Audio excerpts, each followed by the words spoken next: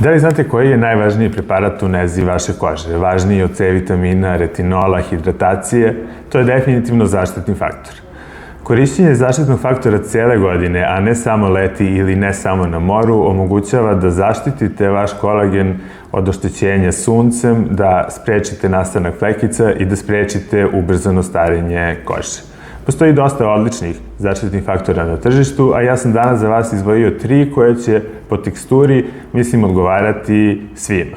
Ukoliko imate masnu kožu i smetaju vam bele, lepljive, teške teksture, definitivno možete probati La Roche-Antelios Fluid, koji je lagan, ima u sebi alkohola, tako da ne ostavlja beličasti film, nije težak, upija se i pruža fenomenalnu zaštitu. Ovo je jedan od najefikasnijih faktora na tržištu po stepenu zaštite. Drugi proizvod koji će takođe odgovarati svim tipovima, i masnoj, i normalnoj, i suvoj, dolazi od brenda Isntree, Hyaluronic Acid Water Sun Gel sa zaštitnim faktorom 50. Vrlo je lagan, nelepljiv, nema alkohola, ne ostavlja beličasti film, može se naći na sajtu Skin Temple ili na sajtu iHerb.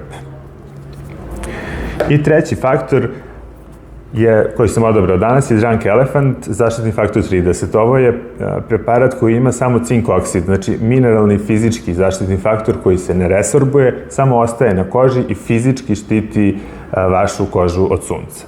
S obzirom da je cink oksid često beličast, u ovoj kremi takođe imate ton, blago je tonirana, tako da ćete izbeći to beličasto prosijavanje karakteristično za cink.